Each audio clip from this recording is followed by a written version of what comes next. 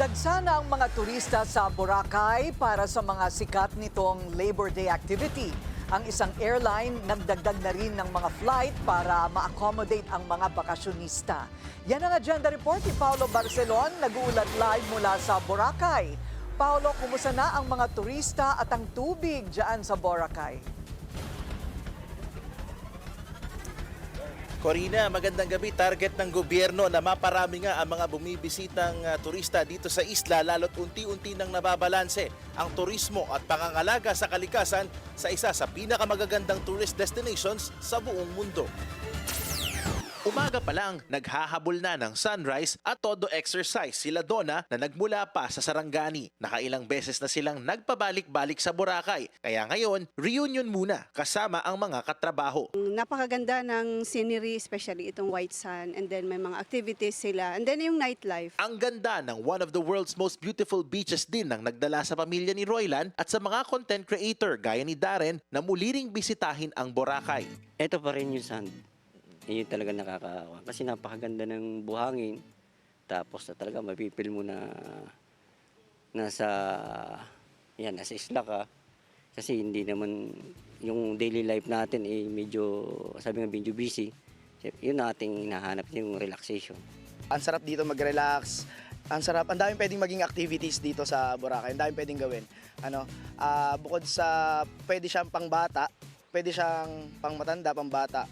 Kahit anong edad, safe na safe dito sa Boracay. Kaya naman todo na rin ang pag-promote ng Malay LGU sa mga lokal na turista na dumayo sa Boracay. Umaabot na kasi sa 6,000 turista bawat araw ang bumibisita. Maluwag pa sa itinakdang 8,542 per day na carrying capacity ng Boracay. At talaga may target tayo no?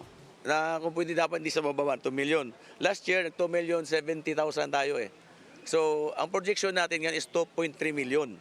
So sana maabot yan. Dagdag pa ni Bautista, local tourists ang kanilang target ngayon dahil sa pagbaba ng bilang ng mga bumibisitang Chinese at Korean tourist. Kaya para mas maengganyo pa ang mas maraming turista, patuloy ang pakikipagtulungan ng local government sa mga tourism stakeholder gaya ng airlines. Ang AirAsia Philippines magsasagawa ngayong araw ng isang Love Boracay Party ngayon at sa Mayo 1. Tampok ang ilang sikat na artista at mga booth kung saan pwedeng magpagaan at mapaganda ang kanilang travel experience.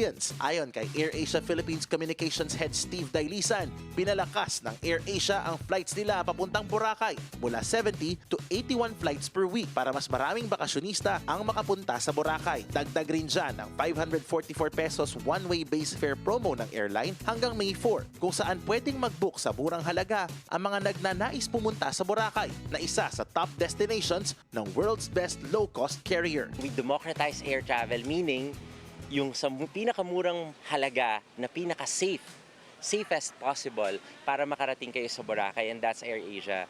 And hindi lang naman siya flights. Siyempre, meron din kami mga partner hotels. So, yung kanilang stay sa Boracay, siyempre lalo na yung mga Gen Zs or millennials na always on a budget, yan. Of course, you fly with AirAsia, you fly with confidence, with peace of mind. Sa mga lilipad din via AirAsia Philippines, siguraduhin ding itago ang inyong mga boarding pass dahil pwede itong gamitin para sa discounts at promos sa kanilang partner establishments. Todo promote din ang Malay LGU sa mga wellness tourist at mga gusto ng Work from Boracay package para makaakit din ng long-staying guests.